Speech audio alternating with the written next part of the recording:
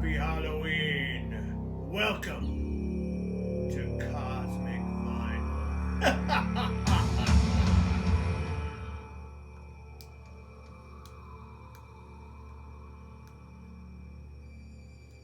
With your host, Cosmic Brian.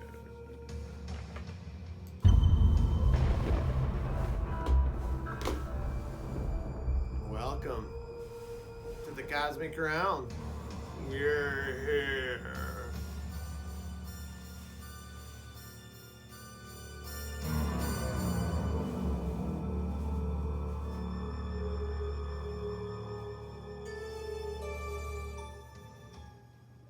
YouTube, vinyl community, happy Halloween.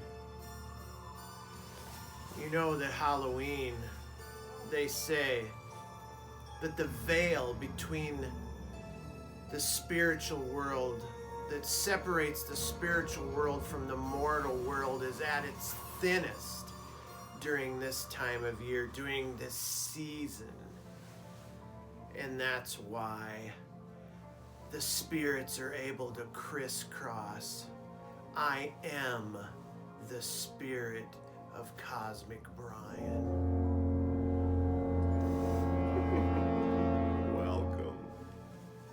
Mind shields will be removed now.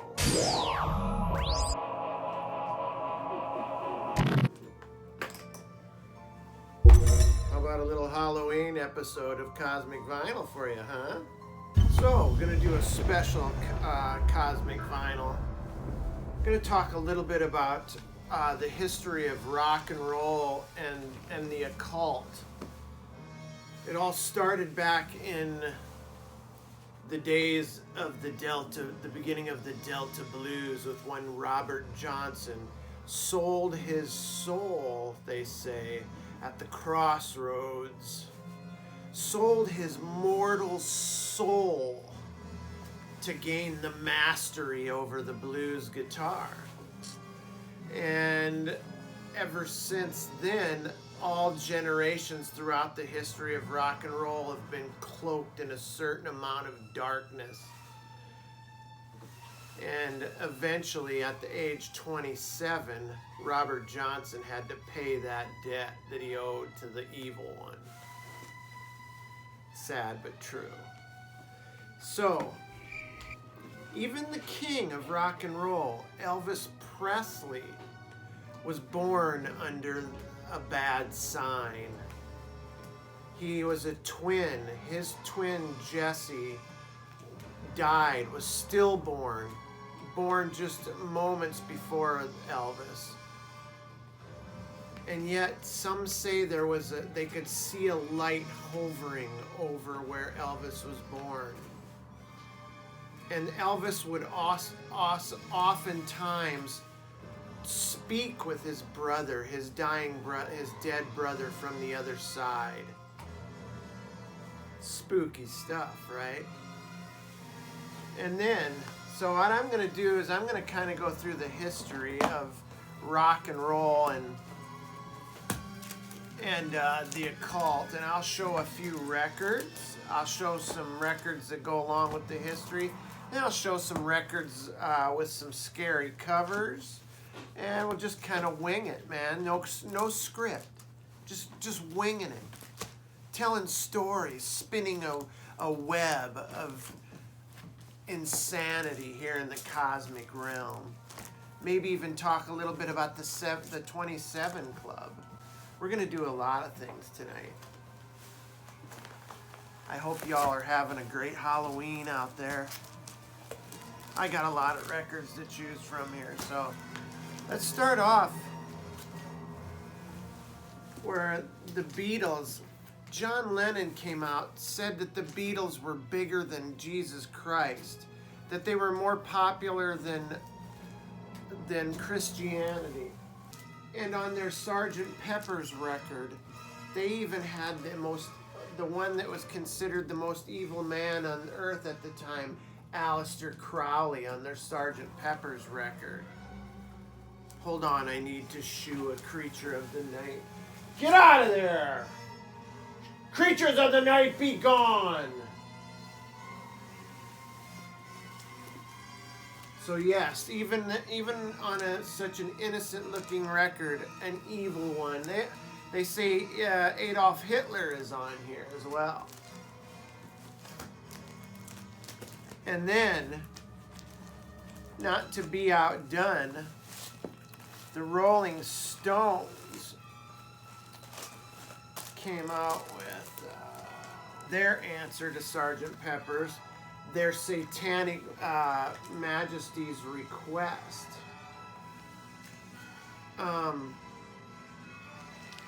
Brian Jones right there, another member of the 27 Club. They say the Stones may have even... I mean, how in the hell can Mick Jagger and Keith Richards still be alive if they didn't sign some sort of pact with the evil one? Because in Brian Jones, it cost him his life. But look at that. Get a good look at that record. How about this?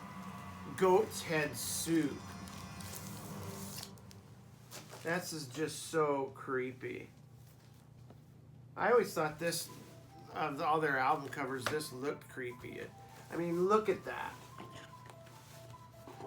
That is absolutely, that looks pretty evil, right? That's Black, oh, what was his name? Black Bart or something, I can't remember. But yeah, crazy, right? I always thought that this record looked scary. When I was a kid, it scared the shit out of me. And then, of course, you move on to Black Sabbath and Tony Iommi creating that lower. He had an episode, an accident per se, where his finger was, he lost his fingers in an industrial accident and had to make his own finger and tune his guitar down, which just so happened to be tuned down to the tritone, the devil's tritone, they call it. And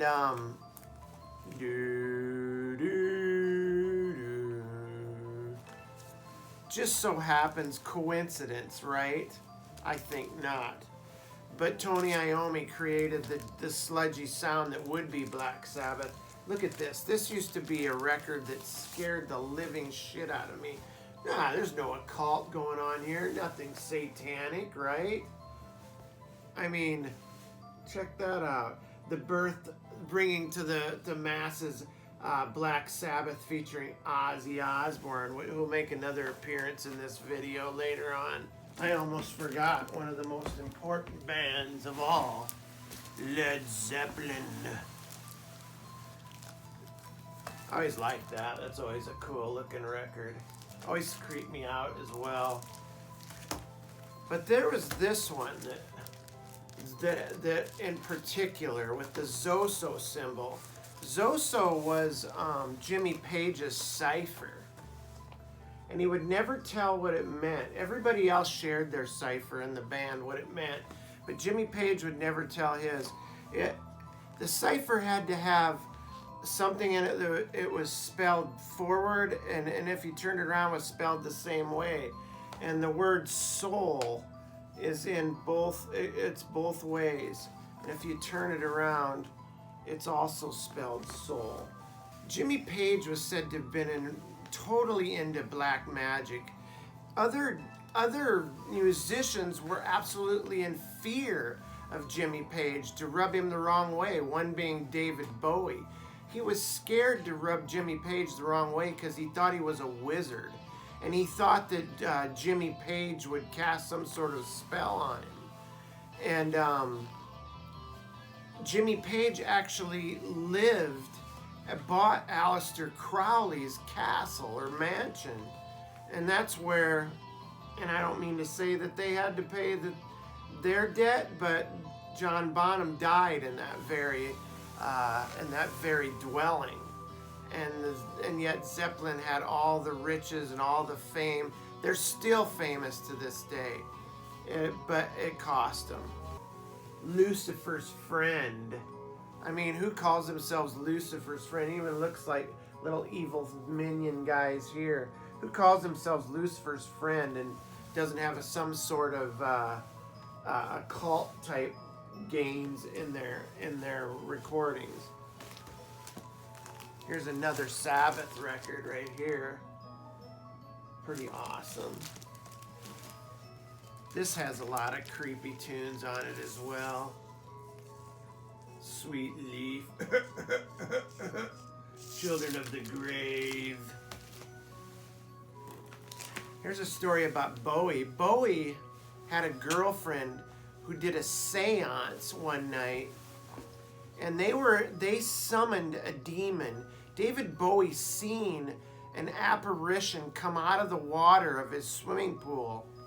Scared the living shit out of him. Of course, around that time, David Bowie was living on red peppers, milk, and cocaine. But he swears he's seen some sort of evil demon, and the shadow of the demon left an imprint in his pool that they couldn't get out. I think they moved away to get away from that because they thought that evil had been cast there. Bowie was a firm believer in the occult. He dabbled in the occult, but like I said, he was scared to death of Jimmy Page. He thought Jimmy Page would cast some sort of spell on him. Speaking of spells, here's a band called COVEN. Now, COVEN is a brood of witches, but this, I don't have the album where they have the satanic ritual on it, but this has some occult leanings to it there as well, as you can see. She was one of the first ones to cast the Il Cornuto, the sign of the devil, before Gene Simmons, before Ronnie James Dio. Jinx Dawson, from the singer from this band, was throwing up the Il Cornuto, and as well as their band members. You can see the guys here using it. And look at this dream sequence, this man on his deathbed, and they're all like hovering around in the clouds.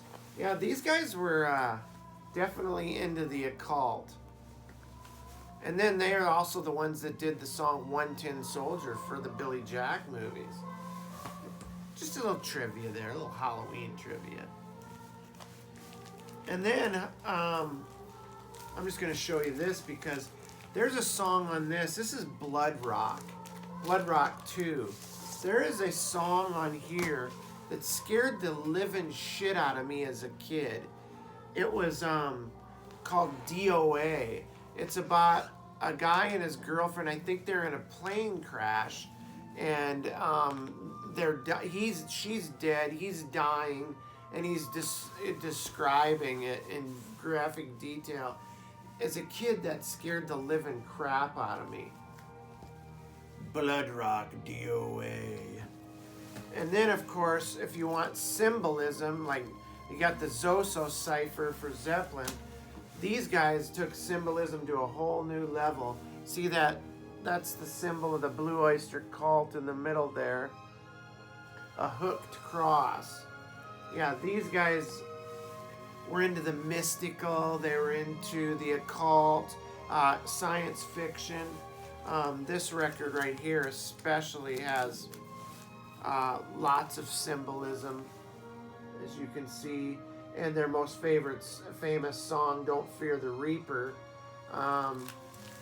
calling you to join the Dark One. Blue Oyster Cult. What a great band. Oh, I almost forgot. What about Arthur Lee? Whoa. I'm sorry, Arthur Brown. Arthur Lee. That's not Arthur Lee. Arthur Brown, The Crazy World of Arthur Brown. I am the god of hellfire, and I give you fire. This is a great album. If you don't think this deals with the occult, then blind, you're blind. Here's another psych album that is just it is what it says it is, by the CA Quintet. It's a trip through hell. take your acid, smoke your weed, but I'm telling you, listen to this, proceed with caution, because the CA Quintet will take you through hell. Here's another song that the Chambers Brothers, you know, what's so evil about these guys, right? Nothing. But they had a song called Time Has Come Today. And have you ever seen a movie called Bad Dreams about this cult guy that comes back to life and terrorizes these teenagers? It was back in the like late 70s, early 80s. And that song Time Has Come Today kept playing. It was part of the cult leader. It was his like theme song. And every time I listen to this record, I think of that and it scares the living shit out of me. Time has come today. Time! Oh, and how about this band? Labeled. They weren't just called Kiss. They couldn't be just called Kiss like a kiss, right? They had to be labeled Knights in Satan's Service or Kings in Satan's Service. Of course, there they are triumphing over hell right there and this on this record cover. Gene with his demon makeup. Here, just to give you an idea why parents hated these guys so much. Look at that picture of Gene Simmons on the back. Yeah, that creeped me out a little bit when I was younger. Just think what it did to parents. A demon spitting blood, blowing fire. That looks pretty grim. Happy Halloween. And of course, if you're going to talk about horror music and shock rock, you got to talk about Alice Cooper. This one's called Love It to Death.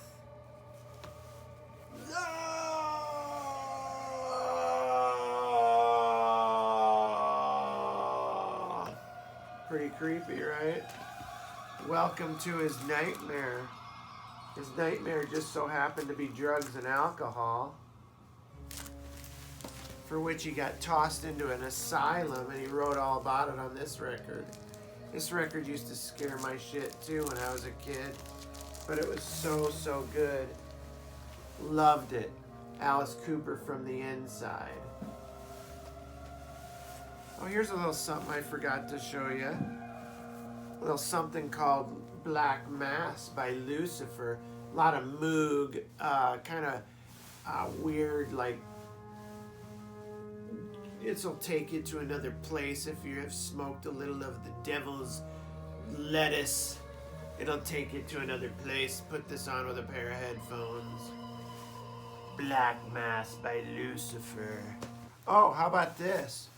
Rush, Moving Pictures. What's so insane about this? About a little song called Witch Hunt. It used to freak me out. Lay there in bed tripping on acid, put a pair of headphones on like I did when I was in high school. Witch Hunt came on. Put me into a friggin' level of hell you wouldn't even imagine. Witch Hunt. And look at that picture that they're moving. Nothing occultish there, right? Oh, what about the Eagles? I don't happen to have the album Hotel California right here, but the album Hotel California is said to have, that's when the Eagles had their huge breakthrough with the album Hotel California. It's said to have a picture hidden in the front in the hotel of the leader of the Satanic Church at the time, Anton LaVey. They did get famous right around that time. Did they get a little help? A little help from the other side, maybe, using Anton LaVey as their medium? Who knows? Here's a man whose mind was tortured. They say it's drugs. But this man's seen demons on a regular basis. He's seen monsters. He's seen aliens. Sure, he did a lot of acid. Sure, he had paranoid schizophrenia. But I believe this guy was haunted by something far, far deeper. This is Roky Erickson from the 13th Floor Elevators. Check out that album cover. Absolutely insane. Songs like two-headed dog. I think of demons. I walked with a zombie. Don't shake me, Lucifer. Is this a guy that hasn't been touched by something evil? Cold night for alligators. White faces. If you have ghosts, you have everything. Bloody hammer. Look at that. He's a twisted soul right there in the middle. Roky Erickson. How about this album cover for Gun? I believe that is Hell on the cover there. I'll try to get it so an angle so you don't get all the glare, but I fear you probably are gonna get some glare there.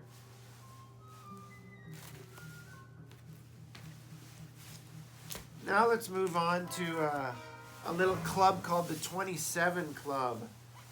Claimed a bunch of our greats. Why did they all go at 27? Was there some sort of agreement? Or did the devil just decide that's when he was going to take them? Took this fabuloso on the guitar, Jimi Hendrix. Looks like he's in hell right there suffering. Choked on his own vomit at 27 years old. Gone too soon. Part of the 27 Club. Electric Ladyland, a Jimi Hendrix experience. His cohort, his female cohort in crime, Janis Joplin, drug overdose, alcohol overdose, tortured soul, tortured artist, known as Pearl on this record. Lost her life at age 27. Why? Who knows? Seemed to be the magical age for some reason. Jim Morrison of the Doors dabbled in the occult, sang of the occult, wrote of the occult, opened his mind to all kinds of strange spiritual devices. Come on, baby, light my fire. Break on through to the other side. Eventually did break on through to the other side. Age 27, found dead in a bathtub. Bad heart, heroin, cocaine, alcohol. Dead. 27. Oh, a little more recently. Tortured by drug addiction. Tortured by his own fame. Couldn't handle it. Grew up tortured soul. Was always seemed to have something in his mind that bothered him, that something haunting him, something haunting us as he blew his own brains out at age 27 in his upper attic above the garage. Left a suicide note. Did a big load of heroin, put the shotgun under his chin and just blasted himself. Why? Why at 27? Who can say? Many more. Amy Winehouse. Robert Johnson, who I talked of earlier. Brian Jones of the Stones that I talked about earlier. Somebody had to pay the price. How about some crazy album covers while we're delving into some crazy shit, right? How about this creeper? Looks pretty normal enough. Just a bunch of guys, candles. Then you turn it around and they're burned, defaced, ruined, molested, if you will. How about this one? Dust. These guys have sloughed off their mortal coil. Dust. Tommy Ramone. Or not Tommy Ramone. Marky Ramone, duh. Here's a cool album cover. Cerberus, the demon dog from hell. Nazareth, hair the dog. Now you're messing with a son of a bitch. Song that used to freak me out was Please Don't Judas Me. Good trippy song when you're good and stoned. How about this one? Spirit.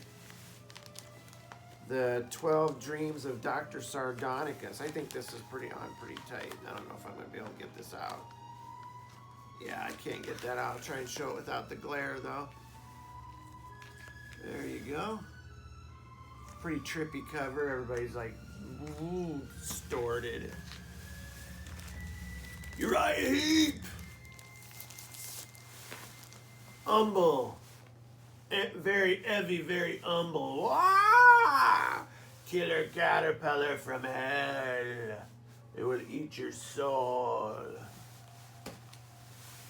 Here's a little something I seen James Griffith do a spotlight on about 2 weeks ago. This Jeff Wayne's musical version of the War of the Worlds.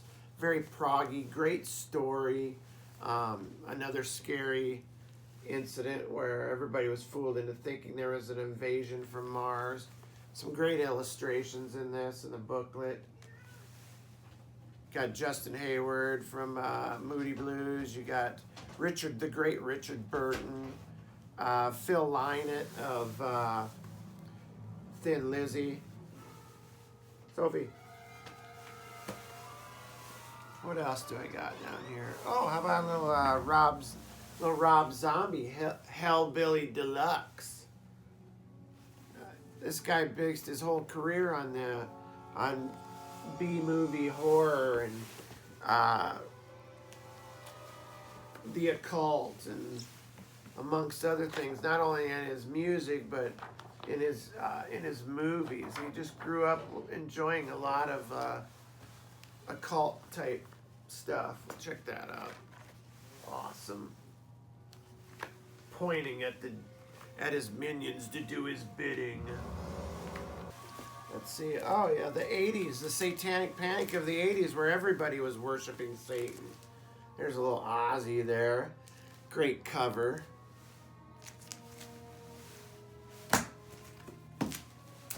Another great cover, Bark at the Moon. Devil gave him a little bit more of a career, but it looks like he's starting to cash in. Some more Ozzy. Always had great covers. Always had great songs dealing with, well, speak of the devil, and he shall come. Blizzard of Oz, always my favorite cover. Just a creeper right there, right? The cross, the insanity behind him. And then how about the Crew? Always using the pentagrams. Sure, they're glammed out, but they started off being kind of a weird, like, satanic kind of a thing. They put on that portrayal, starting with this record right here. Shout at the Devil with the pentagram. And the amulets above their names there. There's the Bowies. Shout at the Devil. God bless the childrens of the beast. Check that out. Best gatefold ever. How about Judas Priest, as well as Led Zeppelin, caught up in the backward masking panic? These guys actually got sued because a couple of guys decided that because they listened to heavy metal and decided to blow their own heads off, tried to blame Judas Priest for sending backward masking in their songs. Judge seen right through it. Led Zeppelin. A lot of these artists will tell you that even when they wrote some of their greatest songs, it was like they sat down and they weren't even there. It's like something took over and wrote the music itself and wrote the songs. Jimmy Page said that many times.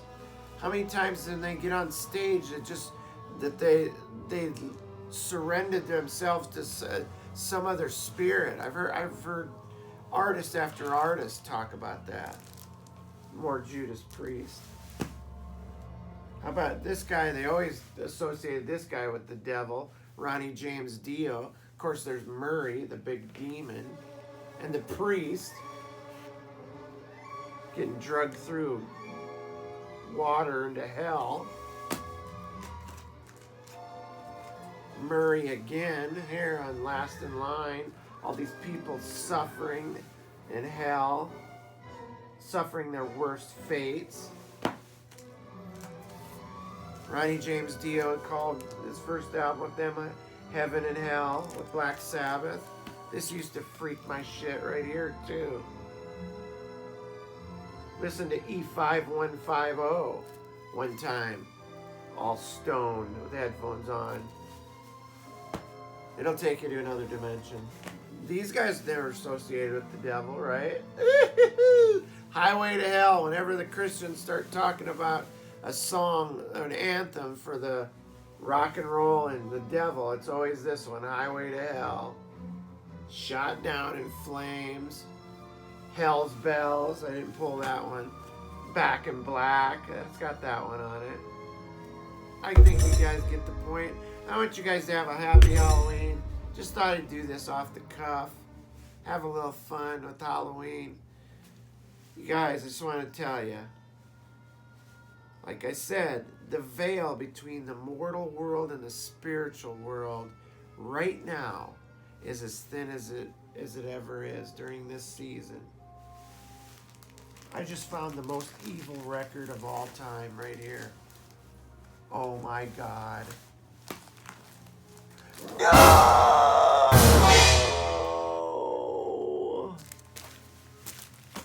Here's my ghost records.